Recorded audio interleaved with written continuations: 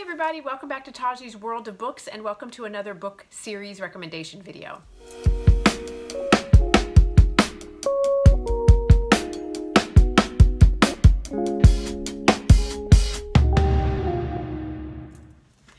Hey you guys, so welcome back. So today I am going to be doing a book series recommendation video. This is a trilogy by one of my favorite authors, Pepper Winters, and this is the Fable series. So there are 3 books in the series. And let me see, and I think that it is called the Fable because it's all like Fable of Happiness, right? And so it's book 1, book 2, and book 3. And so, this, let me say, it's very similar to the trope that Pepper typically does, which is a dark romance that's centered around a trafficking ring. And usually her books are dark romances that have dubious consent, non-consent, and really hard themes. But this book was it's not, I'm gonna say I've read everything by Pepper Winters except 2 of her older standalones, which are on, no, 3 of her older standalones, which are on my shelves, which I will read, and I will get to them eventually. This was not my favorite of her works. I feel like it was very similar to Monsters in the Dark, but Monsters in the Dark was done better. It's very similar to Debt Inheritance series, and again, Debt Inheritance is one of my all-time favorite series out there of all the books that I've read. I absolutely love it. So let me tell you about Fable of Happiness. So book 1 starts off with this girl who's a climber, and her name is Jem, and she makes her money on YouTube because what she does is she's a professional rock climber. She goes out on these really dangerous climbs. She has all the gear, all the stuff that she needs to do. She's really good at her job. She films all of her climbs. She posts them online. She grades them. She teaches people how to do dangerous climbs, and she is one of the top earners on YouTube. So I thought that was kind of cool. Like, she brought in that like YouTube component and modernism to it. And so she is a loner. Dating is not her thing. She doesn't have a boyfriend. She's very close with her brother and her mother, and that pretty much is the circle. And she has like 1 or 2 close friends in her circle, but really that's all she really does. She has some investments that she does, and she spends her money really, really well. She's very careful, but that's really all she has going on in her life. Okay, so she goes on a forum, and when she's on a forum, she sees that there is a guy posts this like old climb that is a very high gradient, difficult to do climb, and she jumps on it, but she sees that the post is old, but it looks like it was re-uploaded or somebody just found it, and they give the coordinates and they tell you how to find it because it's marked by these yellow ribbons, like you can go and like check it out. And she's like, oh my god, she's always on the lookout for really difficult climbs, like because it's going to be more, you know, more than she can put on her channel, more ad revenue, like whatever. So she decides to do it, and she sends the information to her brother, and she's like, look, if you don't hear from me in X amount of days, here's where you come and look for me. Here's my GPS coordinates. She takes all of her information, like all of her stuff with her, like she has a personal locating device, she's got GPS, she's got a cell phone, like she knows what she's doing. So she sets out to go 2 hours into the Kentucky wilderness to go check out this hot, like intense boulder climb. And when she gets there, a series of things happens, and she finds herself at an abandoned home. And when she's at this abandoned mansion, she's like, I'm gonna go and check it out. And when she goes, because she finds herself like inextricably lost, and that never happens to her, but she gets lost. So she goes and checks out this house, and when she checks out this house, then this feral man who is clearly like a caveman, a wild man that has been on his own for quite a long time. Long hair, long beard, scars all over his body, comes barreling out of nowhere and tackles her, and he's naked and he accosts her. Now, what we also know from Carson's perspective, that's Gemma's perspective because the book is written in 2 points of view. Carson has been in this home for 11 years in isolation by himself, and his story slowly unfolds. And as it unfolds, you learn that Carson has been the victim of trafficking and has been severely sexually abused and used as a slave and used in inextricable ways since he was a very young child, and his story sort of unfolds from there.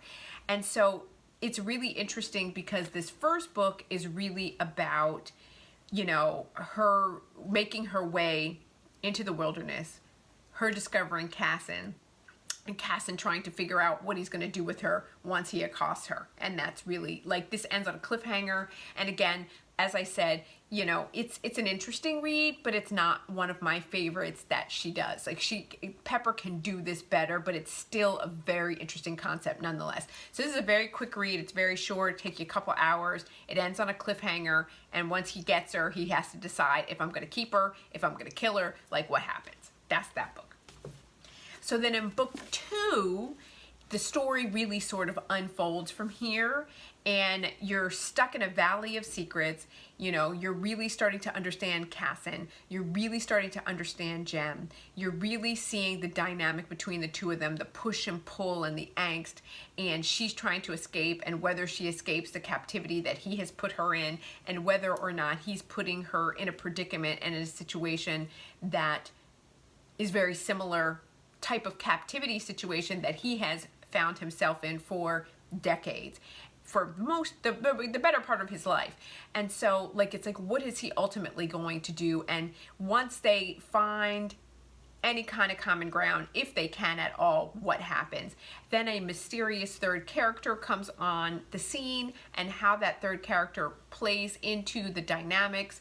We are dealing with a lot of issues like trauma, PTSD, concussion, and what a severe concussion can do to memory, to dizziness, to your overall equilibrium, schizophrenia, and mental health issues, and whether or not a person can heal and overcome and get past this stuff, or if they're going to be broken and just broken for the rest of their lives. And so this is really, really a powerful, powerful book, and I thought that this was very well done. So that's this book.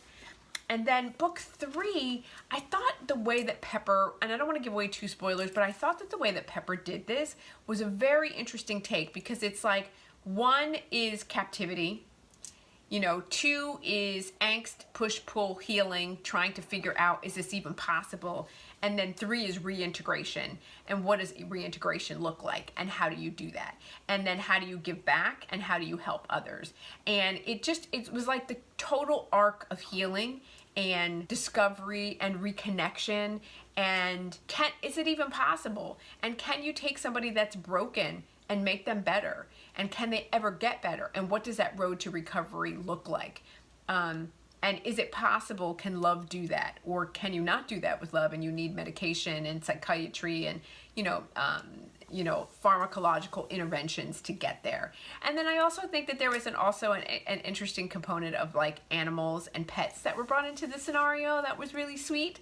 So overall, I'm going to say that this series is a 4 out of 5 star. It's fun, it's entertaining. I love the characters that are in here. She definitely left the story open for future characters and future books to be written in this world. You know, it was sort of set up in a way that there is a character that is out there trying to discover other people that are in captivity, and how he can release them and save them and have, like, the ultimate revenge for things that have been done to them, and, like, you know, making sure that old debts are settled and any past wrongs are repaid in triplicate, and, like, where does it go from there? So I'm curious to see if she's going to continue to write in this world. I think that she probably will. We all know that if you're a Pepper Winters fan, like I am, the next book that she's going to be releasing is Sand and Souls or something. It's her fantasy book. She's really excited about this release. She has mentioned on her website that she thinks that this is the best book that she's ever written. I'm like, I don't know, because I think Debt Inheritance and Monsters in the Dark, for me, are the best series that she's written. I love them. I will go down on my grave saying that those books are, like, phenomenal in terms of the pinnacle of dark romance. But that's just my take on it. So that is my take on, and it's interesting because I waited for a while for this to come out on audiobook. I thought the audiobook narrators were good. They were very appropriate for the age of the characters and the type of characters that they were. But I was a little bit disappointed. I wanted more from Pepper because I know she can deliver more, and maybe because my expectation of her is up here for sure. So when I read this, I'm like, it felt like it felt like a story that's being recycled. Like you've already done this, and now we're doing it again, and you're not doing it quite as well as you've done other stories that are similar to this. So for what that's worth, that is all that I have for today. So that is my review of the Fable. Oh, and I didn't tell you. The other thing I want to say is that the reason that they're called Fables of Happiness is because everybody that was held in, this is the Fable community or the Fable society, and this is the group of pedophiles that are made up of high-end, you pay a lot of money to belong to this society.